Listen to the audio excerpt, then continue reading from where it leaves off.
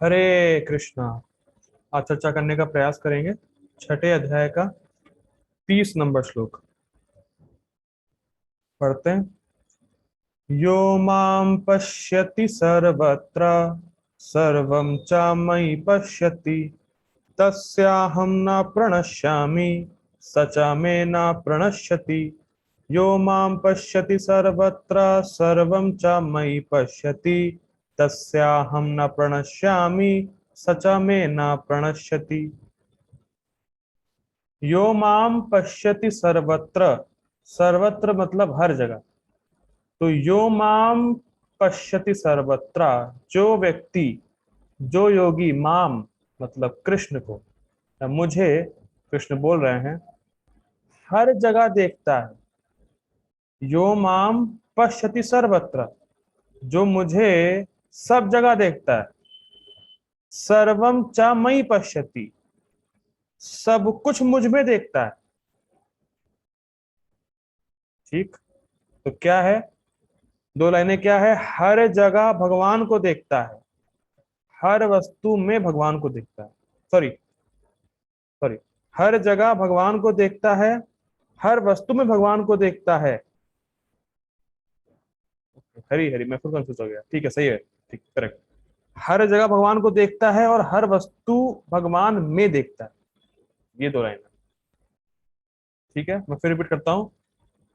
हर वस्तु में भगवान को देखता है और हर वस्तु भगवान में देखता है। So I request Apurva Prabhu ji, please repeat के दो लाइनें क्या बोली मैंने।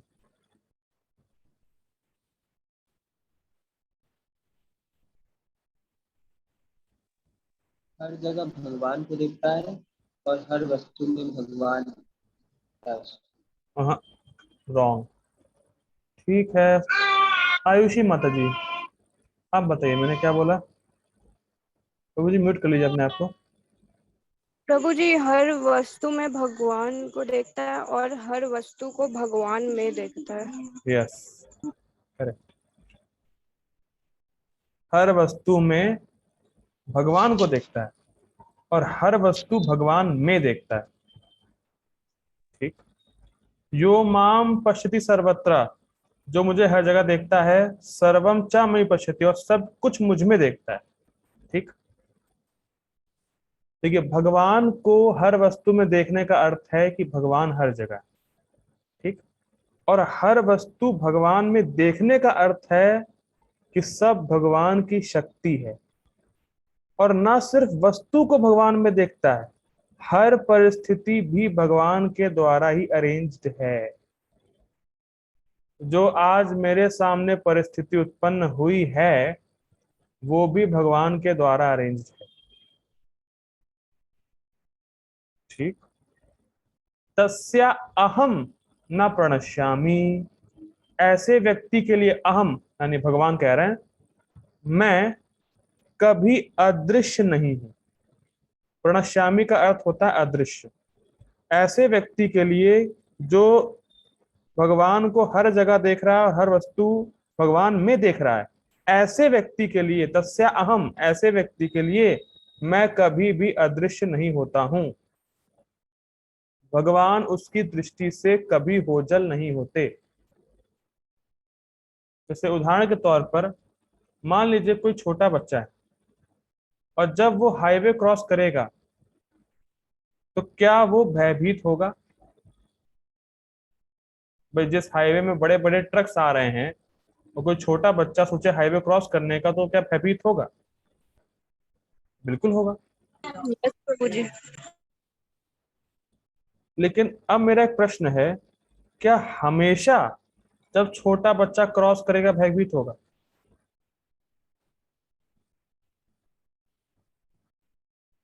तो फिर रिपीट कर रहा हूं, हमेशा जब छोटा बच्चा क्रॉस करेगा हाईवे तो क्या भयभीत होगा?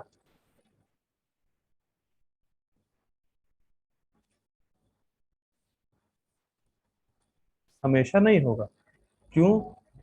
क्योंकि देखिए, हमेशा नहीं होगा। और कब नहीं होगा? जब वो अपनी माँ के गोद में है या अपने पिता का हाथ पकड़ा हुआ है, तो बच्चा कभी भयभीत नहीं होगा हाईवे क्रॉस करते समय। जैसे आप लोगों ने देखा होगा, कभी कभार ऐसा ऑब्जर्व किया होगा कि जब छोटा बच्चा होता है तो जो जो माँ होती है वो अपने पति के साथ बैठी रहती है बाइक पे और बच्चे को गोदी में लिए रहती है। तो बच्चा बड़ा ही सेफ महसूस करता है कि मैं अपनी माँ की गोद में हूँ, अगर मुझे कुछ होगा भी तो मेरी माँ संभाल लेगी, मेरी माँ मेरी रक्षा करेगी, मुझे बचा लेगी। क्या अभी आप गोदी में बैठ सकते हैं अपनी माँ के? नहीं बैठ सकते, तो शरणागति हमारी नहीं है, अब कम हो गई, फिलहाल वो होता ही है, स्वाभाविक है। लेकिन जो छोटा बच्चा होता है वो अपनी माँ की गोद में रहता है और वही उसको महसूस करता है कि मैं बहुत सेफ जगह पे हूँ, अगर मुझे कुछ भी होगा तो मेरी माँ मुझे बचा लेगी। उसी प्रकार से भगवान उसकी दृष्टि से ओझल नहीं होते, मतलब भगवान का प्रोटेक्शन उसके ऊपर से कभी जाता नहीं। तस्य अहम न प्रणश्यामि, जो व्यक्ति, जो योगी हर वस्तु भगवान में देख रहा है और हर जगह भगवान को देख रहा है, ऐसे व्यक्ति के लिए भगवान का प्रोटेक्शन उसके ऊपर से कभी जाता नहीं है। ठीक। सचा में न प्रणश्यति, और भगवान की भी दृष्टि से वो व्यक्ति कभी ओझल नहीं होता। भगवान का डायरेक्ट प्रोटेक्शन उसको मिलता है, भगवान के डायरेक्ट प्रोटेक्शन से वो व्यक्ति कभी अलग नहीं होता। जैसे उदाहरण के तौर पर ले लीजिए, जैसे प्राइम मिनिस्टर के जो सिक्योरिटी गार्ड हैं, उनकी नजर से प्राइम मिनिस्टर कभी ओझल नहीं होता। वो देखता है भाई प्राइम मिनिस्टर को यहाँ कभी, यहाँ तकलीफ ना हो जाए, यहाँ डेंजर है, यहाँ वो है, यहाँ कोई दिक्कत ना हो जाए, तो प्राइम मिनिस्टर के सिक्योरिटी गार्ड की दृष्टि से प्राइम मिनिस्टर कभी ओझल नहीं होता। या एक माँ अपने बच्चे के, या अपनी माँ, एक माँ अपने बच्चे पर नजर बराबर रखती है, वो कहीं भी जाए, बच्चा इधर उधर कहीं भी जाए, लेकिन माँ हमेशा अपने बच्चे पर नजर रखती है, कहीं उसको कोई चोट ना पहुंच जाए। उदाहरण के तौर पर अजामिल भक्त नहीं था, लेकिन जैसे ही अजामिल पर विपदा आई, तुरंत विष्णुदूत भगवान ने भेज दिए। अजामिल भले ही भगवान को नहीं देख रहा है, लेकिन भगवान अजामिल को देख रहे हैं, भगवान की नजर अजामिल पर थी, भगवान अजामिल पर नजर रखे हुए थे। बहुत सुंदर है। यदि जो योगी है, जो भक्त है, वो कभी भगवान को नहीं भूलता, और भगवान भी कभी भक्त को नहीं भूलते। It is not a one side love. भक्त भगवान को नहीं भूल रहा, भगवान भी भक्त को नहीं भूलते। ये सुंदर बात है। भगवान, भक्त जो है भगवान को हर जगह देख रहा है, और भगवान भी भक्त को देख रहे हैं। बहुत सुंदर। ठीक है, पढ़ते हैं पापा जी का अनुवाद। जो मुझे सर्वत्र देखता है और सब कुछ मुझ में देखता है, उसके लिए ना तो मैं कभी अदृश्य होता हूं और ना वह मेरे लिए अदृश्य होता है। स्पष्ट। गीता भूषण टीका देखते हैं। पिछले श्लोक के क्रम का विस्तार करते हुए इस श्लोक में इस दृष्टि से युक्त योगी को प्राप्त होने वाले फल का विवरण आता है। ये लिंक है। कल के श्लोक में देखा था हम लोगों ने कि जो योगी है, सर्वभूतस्थम आत्मानम, वो सभी जीवों में परमात्मा को देख रहा है, हर जगह भगवान को देखता है। तो ऐसी दृष्टि, भगवान को हर जगह देखता है, ये भी जानता है कि भगवान कंट्रोलर है और भगवान विषम है, सॉरी भगवान विषम दोष से रहित है, भगवान सबके प्रति सम है। तीन चीजें कल बताई थी। एक योगी भगवान को सारे जीवों के हृदय में देख रहा है, सुप्रीम कंट्रोलर के रूप में देख रहा है, और जानता है कि भगवान सम है। तो इस दृष्टि, जो योगी ऐसी दृष्टि रखा हुआ है, तो उसको क्या फल मिलता है, उसका क्या एडवांटेज है, वो बता रहे हैं श्लोक में। लिंक समझ में आ रहा है? जो योगी की दृष्टि थी, जो कल देखा था हम लोगों ने, ऐसा योगी है अगर, उसको क्या फल मिलता है? उसका फल ये है कि वो भगवान को हर जगह देखता है और भगवान भी उसको देखते हैं। भगवान का प्रोटेक्शन उसको डायरेक्ट मिलता है। ठीक है, आगे पढ़ते हैं। मैं परमात्मा कभी भी ऐसे योगी के लिए अदृश्य नहीं होता, ना प्रणश्यामी। ऐसा कभी नहीं है कि योगी को भगवान नहीं दिख रहे हैं। कितने आश्चर्य की बात है, अभी हमें भगवान दिख नहीं रहे कहीं भी, और उस अवस्था में, समाधि की अवस्था में, वो भगवान के अलावा कुछ नहीं देख रहा। बड़ा अमेजिंग है, ठीक। और वह योगी भी मुझसे कभी अदृश्य नहीं होता। हम दोनों एक दूसरे को सभी समय देख पाते हैं। नहीं, अमेजिंग लाइन है। एक भक्त भी भगवान को देख रहा है, भगवान भी भक्त को देख रहे हैं।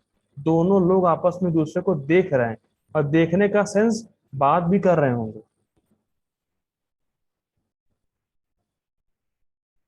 बहुत मतलब उच्च अवस्था है, एक शुद्ध भक्त की अवस्था बताई जा रही है यहाँ पे। वो भगवान को देख रहा है, भगवान भी उसे देख रहे हैं, और देखने का अर्थ ही नहीं देख रहे हैं बस, देख भी रहे हैं, बात भी कर रहे हैं, सब कुछ कर रहे हैं। बड़ा अमेजिंग है। देखिए, इसके संबंध में श्रील प्रभुपाद जी, एक समय की बात है, दीक्षा दे रहे थे किसी को, वो माता जी थी। तो माता जी को दीक्षा देते समय उन्होंने कहा कि अब तुम्हें अपने को योग्य बनाना है कि तुम कृष्ण को साक्षात देख सको। अपने शिष्य को कह रहे हैं प्रभुपाद जी। और ये योग्यता क्या है कि भगवान को हम हर समय देख पाए? भगवान को साक्षात देखने की योग्यता क्या है? वो योग्यता है कृष्ण प्रेम। जब कृष्ण प्रेम प्राप्त हो जाएगा तो हम लोग कभी, देखिए, हम लोग कभी कभी समझ नहीं पा रहे कि हमारा एम कितना बड़ा है।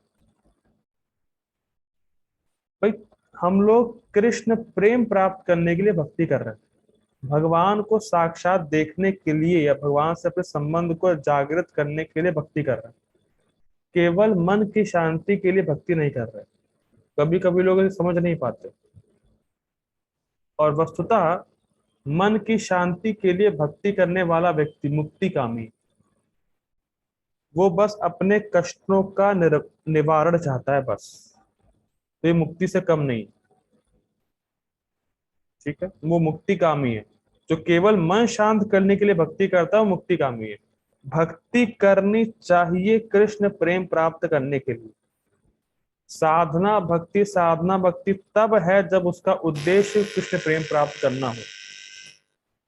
तो ये बहुत सिंपल लगता होगा आपको, लेकिन कई ऐसे भक्त आपको मिलेंगे जो भक्ति कर रहे हैं लेकिन जिनका उद्देश्य कृष्ण प्रेम प्राप्त करना नहीं। तो हमें बात समझनी होगी कि कृष्ण को साक्षात देखने का योग्यता है कृष्ण प्रेम प्राप्त करना। प्रेमान जनित छुरित भक्ति विलोचने ना। इसीलिए प्रभुपाद जी अपने डिसाइपल से कह रहे हैं कि अब तुम कृष्ण को साक्षात देखने की योग्य बनो, क्योंकि भक्ति मतलब कृष्ण प्रेम प्राप्त करना। इसलिए भक्ति करते हैं, मन की शांति के लिए भक्ति नहीं करते, वो ऑटोमेटिक बाय प्रोडक्ट है, ठीक। लेकिन प्रेम भक्ति है तब कृष्ण को देख पाते हैं।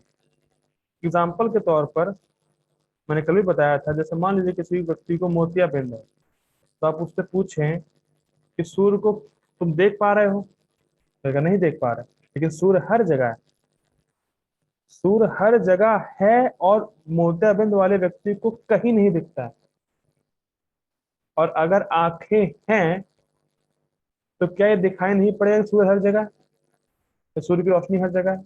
उसी प्रकार से भगवान हर जगह है, लेकिन हमें मोतियाबिंद हो रखा है। We are suffering from cataract, इसीलिए नहीं देख पा रहे। और उसकी योग्यता क्या है? कृष्ण प्रेम। सूर्य की रोशनी हर जगह है, जिसके पास आंखें हैं वो सूर्य की रोशनी को हर जगह देख पाएगा, और ये भी देख पाएगा हर वस्तु सूर्य की रोशनी पर ही आश्रित है। लेकिन जिसको मोतियाबिंद है, उसको उसके सामने सूर्य है फिर भी नहीं देख पाएगा। तो अपनी दृष्टि को देखना कि भगवान सब जगह है, और ये मोतियाबिंद हटाना कि कोई वस्तु भगवान के संबंध में नहीं, ये अज्ञान है। फिर रिपीट कर रहा हूँ, बहुत ध्यान दीजिएगा। प्रभुपाद जी बोलते हैं वस्तुएं हैं और कृष्ण की है, ये ज्ञान है। कभी कभी लोग बोलते हैं जगत मिथ्या, वस्तुएं है ही नहीं। और कभी कभी लोग बोलते हैं अरे ये सब वस्तु मेरे भोग के लिए। तो दोनों ही अज्ञान है। वस्तुएं हैं और कृष्ण की है, ये ज्ञान है।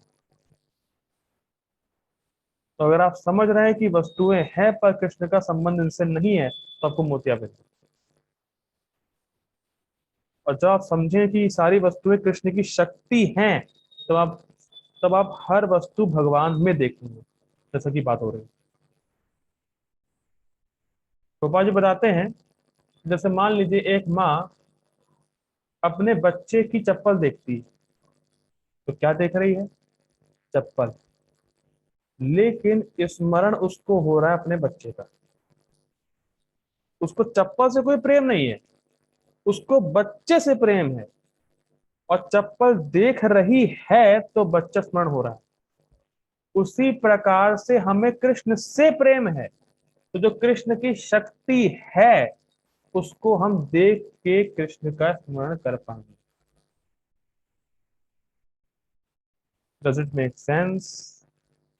और वही माँ कोई और चप्पल देख रही है, किसी और की, फर्क नहीं पड़ रहा उसको, लेकिन बच्चे का चप्पल देखा तो उसको स्मरण आया अपने बच्चे का। तो उसी प्रकार से जो प्रेम से वशीभूत है, वो कोई भी वस्तु देखेगा तो कृष्ण का स्मरण होगा, क्योंकि उसको कृष्ण से प्रेम। माँ को चप्पल से प्रेम नहीं, ध्यान दीजिएगा, माँ को बच्चे से प्रेम है, इसलिए चप्पल से भी प्रेम हो गया। चप्पल को देख के उस बच्चे का स्मरण हो गया। तो हमें कृष्ण से प्रेम है, इसलिए गोपाल जी बहुत सुंदर बोलते हैं, जब व्यक्ति को कृष्ण से प्रेम होगा तब यूनिवर्सल ब्रदरहुड आ पाएगा। तब वो हर वस्तु को कृष्ण के संबंध में देखेगा और उनसे भी प्रेम करेगा। ये है हर वस्तु कृष्ण में देखने का अर्थ। ठीक है, पढ़ते प्रपात तत्पर। प्रपात जी का तात्पर्य थोड़ा सा बड़ा होगा, तो ध्यान से पढ़िएगा, बहुत अच्छी बात है।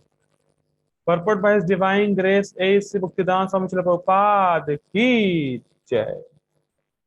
कृष्ण भावना भावित व्यक्ति भगवान कृष्ण को सर्वत्र देखता है और सारी वस्तुओं कृष्ण में देखता है। ठीक, ऐसा व्यक्ति भले ही प्रकृति के पृथक पृथक अभिव्यक्तियों को देखता प्रतीत हो, किंतु वह प्रत्येक दशा में इस कृष्ण भावना अमृत से अवगत रहता है कि प्रत्येक वस्तु कृष्ण की ही शक्ति की अभिव्यक्ति है।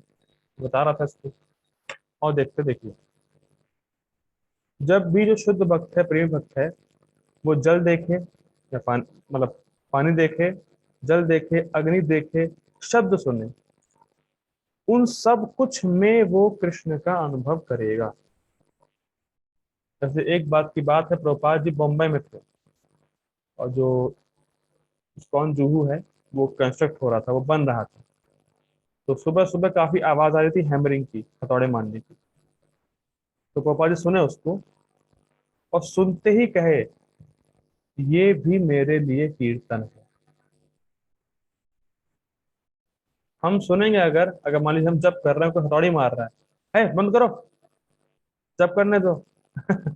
फिर गोपाल जी हथौड़ी की आवाज भी सुन रहे थे, कह रहे थे ये मेरे लिए कीर्तन है।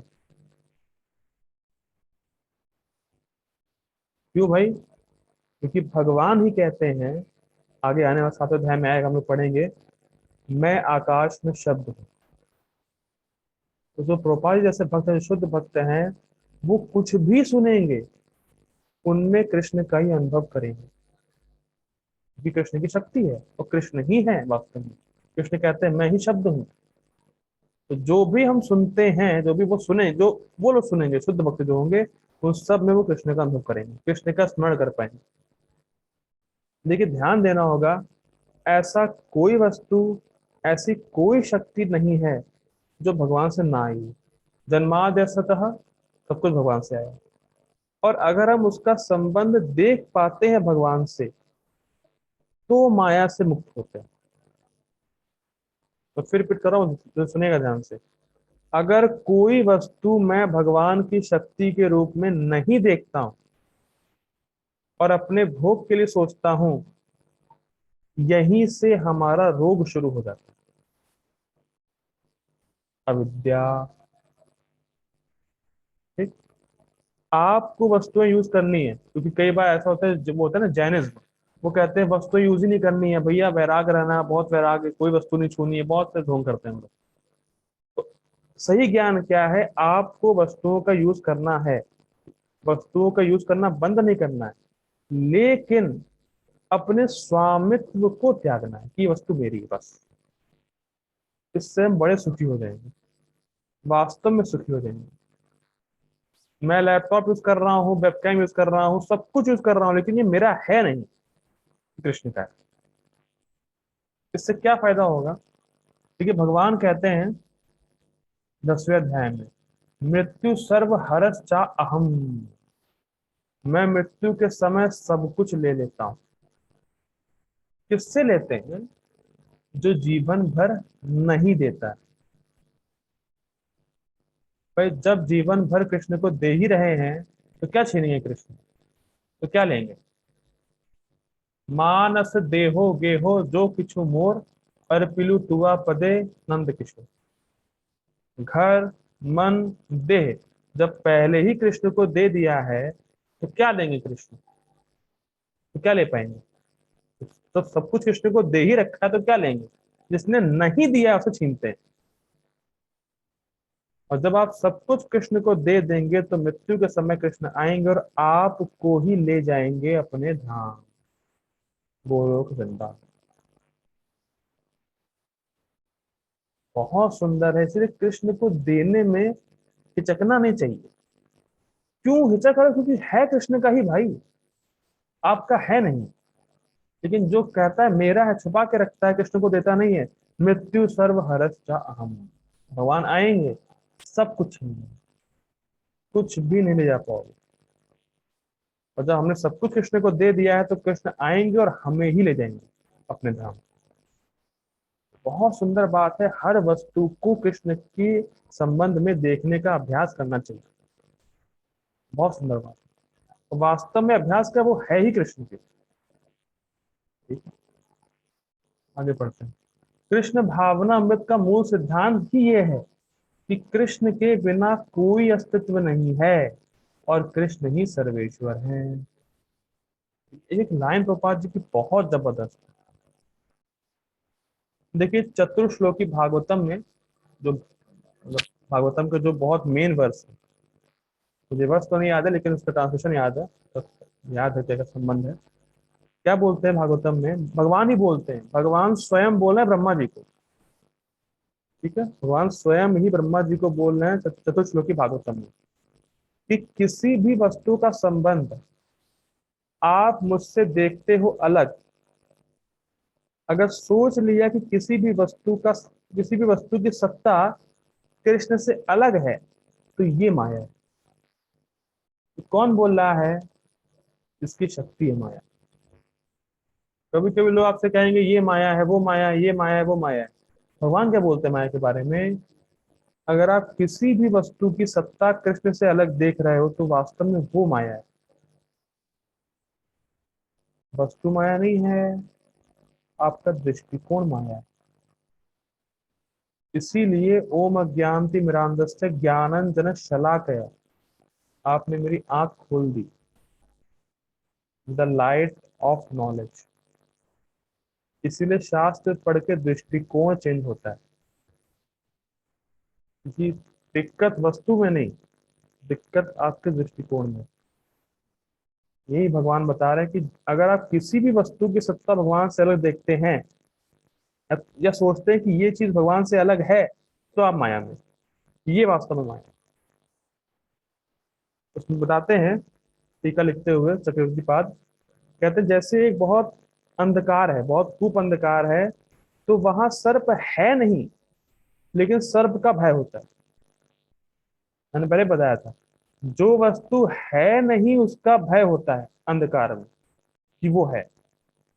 और मान लीजिए रसगुल्ला रखा है, बड़े अच्छी अच्छी चीजें रखी हैं, वो सुंदर सुंदर चीजें रखी हैं, वो आप देख नहीं सकते। जो सुंदर वस्तु है वो देख नहीं पा रहा है, और जो नहीं है उसका भय होता है।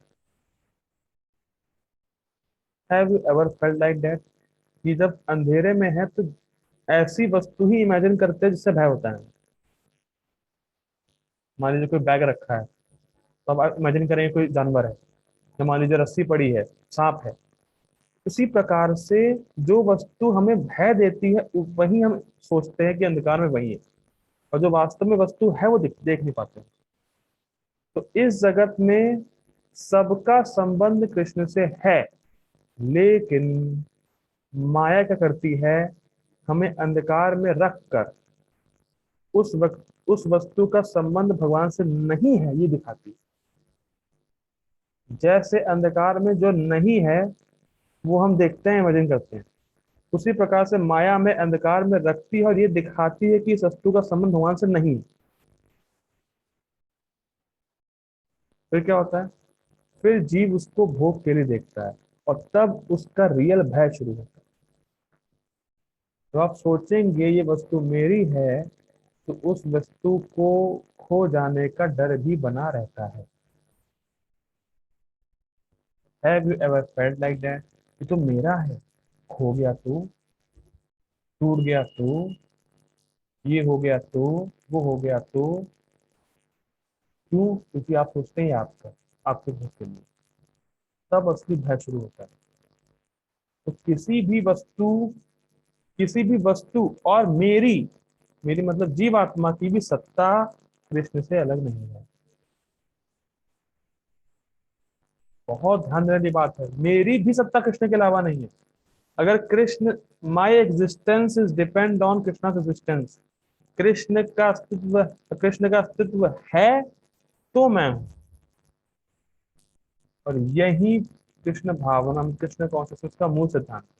This is the basic and primary philosophy of Krishna consciousness, कि कृष्ण की सत्ता के अलावा कोई वस्तु हो नहीं सकती। सारी वस्तु की सत्ता कृष्ण की सत्ता पर आधारित है। और कृष्ण है कौन? कृष्ण ही सर्वेश्वर है। कृष्ण हर परिस्थिति के नियामक है। कृष्ण हर परिस्थिति, हर वस्तु को कंट्रोल कर रहे हैं। Krishna is the supreme controller. तो दो बातें सीखी, क्या है बेसिक फिलॉसफी, कि without existence of Krishna nothing can exist, and Krishna is the supreme controller. ये बेसिक फिलॉसफी है कृष्ण कॉन्शियसनेस की। ठीक है, आगे पढ़ते हैं। कृष्ण भावना अमृत कृष्ण प्रेम का विकास है, ऐसी स्थिति जो भौतिक मोक्ष से भी परे है। ओके, अब मैं इसमें क्वेश्चन आंसर करना चाहूंगा। तो दो क्वेश्चन पूछता हूँ, शायद कोई किसी को पता तो बता सकता है। भौतिक मोक्ष क्या होता है, और कृष्ण प्रेम भौतिक मोक्ष से परे क्यों है? दो क्वेश्चन मेरे, भौतिक मोक्ष क्या होता है और कृष्ण प्रेम भौतिक मोक्ष से परे क्यों है? किसी को आंसर पता है? Is there anyone who wants to give answer?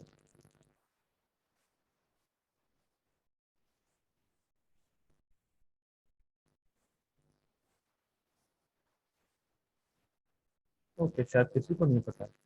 हरी बोल। तो देखते हैं, देखिए एक आंसर तो आया। भौतिक ब्रह्म ज्योति में लीन होना। ओके, ठीक है, लेकिन कृष्ण प्रेम। ओके, स्नेह माता जी आप कुछ बोलना चाहती हैं? हरी बोल, बोलिए। प्रभु जी, भौतिक मोक्ष मतलब जब हम अपने आप को शरीर मानने के भावना से मुक्त हो जाए। ओके, और कृष्ण प्रेम? और कृष्ण प्रेम जब जीव के हृदय में भगवान के लिए प्रेम जागृत हो जाता है, तो कोई भी भक्ति का कार्य करेगा तो उसको असीमित सुख प्राप्त होता है। ओके, वेल डन माता जी। तो both the answers are right. Hari बोल। अच्छा ने बिल्कुल सही बताया। देखिए भौतिक मोक्ष क्या होता है, हम अपने शरीर के बंधन से या अपने को शरीर मानने की भावना से मुक्त हो जाते हैं। और इसमें होता क्या है, शरीर के क्लेशों से निवारण हो जाता है और आत्मा में हम स्थित हो जाते हैं। बस इतना ही होता है इसमें। हम हमें देखिए हमें क्लेश क्यों आ रहा है, क्योंकि हम शरीर से पहचान कर रहे हैं। तो इस क्लेश से मुक्त हो जाना, दुखों से निवृत्ति, ये है भौतिक मोक्ष। अपने को शरीर की भावना से अलग कर देना, अलग देखना, ये है भौतिक मोक्ष। और कृष्ण प्रेम क्या है देखिए, आत्मा का आनंद वैसा है जैसा कोई बीमारी से ठीक हो गया हो। ये भौतिक मोक्ष की बात हो रही है। हम अपने आप को शरीर मान रहे हैं, इससे खाली हट गए, नेगेटिव से जीरो आ गए। तो जीरो पे आना मतलब जैसे एक गिलास पानी दे दिया आपको, आप प्यासे हैं और एक गिलास पानी मिल गया आपको, तो कुछ सुख हुआ। लेकिन भक्ति का जो सुख है, जो कृष्ण प्रेम है, वो सागर के समान। तो कितना ग्लास मिल्क के सागर बनता है स्नेहा माता जी? कितने पानी गिलास मिल्क के सागर बनते हैं? प्रभु जी उसको काउंट नहीं कर सकते। यस, उसका कंपैरिजन नहीं है। हरी वो। तो जब जीव कृष्ण प्रेम को प्राप्त कर लेता है, तब वो कोई भी भक्ति का अंग करता है तो उसको असीमित सुख मिलता है, ऐसा माता जी ने बताया। और वैसा सुख मोक्ष में नहीं मिलता। इसीलिए भक्ति का एक गुण है मोक्ष लघुता कृत, कि कृष्ण प्रेम के सामने जो मोक्ष वगैरह इत्यादि हैं वो सब लघु मतलब तुच्छ हैं, छोटे हैं। क्योंकि आप जब भौतिक मोक्ष प्राप्त करेंगे तो खाली एक गिलास पानी जितना सुख मिलेगा। लेकिन अगर आप कृष्ण प्रेम प्राप्त करते तो कोई भी भक्ति का अंग करते हैं, गीता सुनना, प्रीच करना, जप करना, जो भी अंग करेंगे, कोई एक अंग पकड़ लीजिए, उसको करेंगे तो आप सागर में डूबेंगे, आनंद के सागर में। और कहाँ पानी का गिलास और कहाँ सागर का पानी, तो बैजन नहीं है। तो उसके सामने बहुत छोटा है। उसको इसको बताते हैं एग्जाम्पल के तौर पर, मान लीजिए आप भूखे हैं और आपको दाल मिली, हाँ जी, बहुत बहुत अच्छा, बहुत अच्छा। भूखे हैं, दाल भी अच्छी लगेगी। लेकिन वहीं आपको कोई पनीर दे रहा हो एग्जाम्पल के तौर पर, तो पनीर के सामने दाल छोटी हो जाएगी, इसलिए हाँ पनीर खाएंगे, दाल दाल कौन खाएगा? पसंद में आ रही है? आप भूखे हैं तो दाल भी सही है अगर दाल मिली तो। अगर पनीर मिला तो पनीर के सामने दाल छूटी पड़ जाएगी। अरे दाल कौन पिएगा, पनीर खाएंगे बढ़िया दबा के। ठीक है। तो ऐसा ही है कृष्ण प्रेम और मोक्ष। तो कृष्ण प्रेम जो है भौतिक मोक्ष से बहुत परे है। कंपैरिजन, एक गिलास पानी और सागर का पानी। ठीक, आगे पढ़ते हैं। ओके, मैं ऐसा करता हूँ, मीटिंग एंड कर रहा हूँ, हमारा टाइम हो रहा है। So I request all of you to join again. हरे कृष्णा।